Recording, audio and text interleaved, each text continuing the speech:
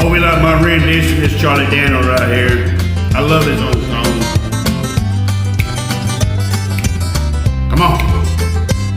Well, I was taking a trip out to LA, tooling along in my Chevrolet and poking on a number and digging on the radio. Well, just as I'd crossed the Mississippi line, I heard that highway starting to wind, and I knew that left rear tire was about to go. Well, the spare was flat, and I got uptight because there wasn't a filling station in sight, so I just limped on down the shoulder in the rim. I went as far as I could, and when I stopped the car, it was right in front of this little bar, sort of a redneck-looking joint called the Dewdrop Inn.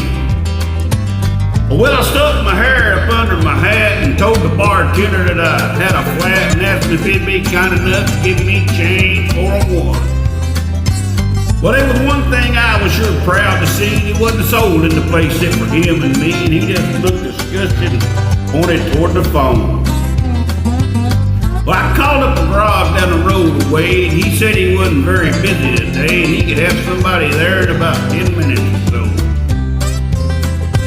He said, now you just stay right where you're at, and I didn't bother to tell the darn fool that I sure as hell didn't have any place else to go. I just ordered a beer sitting down at the bar when a guy walks in and said, I want this car with the peace sign, the back wheel, and four in the floor. Well, he looked at me and I damn near died, and I figured I'd better wait outside, so I laid $1 on the bar and I headed toward the door. Just when I thought I'd get out there in my skin, these 5 big dudes come strolling in, this old drunk chick and some fella with green teeth. And I was almost at the door when the biggest one said, you tip your hat to this lady's son, and when I did, all that hair fell out from underneath. Now, the last thing I wanted was to get in a fight in Jackson, Mississippi on a Saturday night, especially when there were 3 of them and only 1 of me. Well, they all started laughing and I felt kind of sick, and I knew I'd better think of something real quick, so I just reached out and kicked old green teeth right in the knee.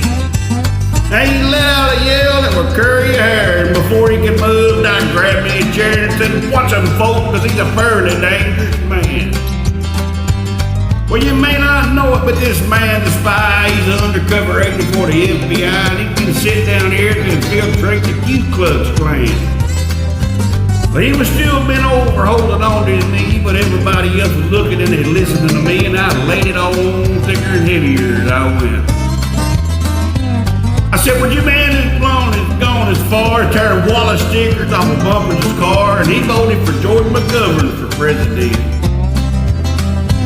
Well, he's a friend of them long-haired pick old fags, and I bet he's even got a commie flag tacked up on the wall inside of his garage. Well, he's a snake in the grass, I tell you guys. He may look dumb, but that's just a disguise. He's a mastermind in the ways of espionage. They all started looking real suspicious at him, and he jumped up and said, now, wait a minute, Jim. You know he's lying. I've been living here all of my life.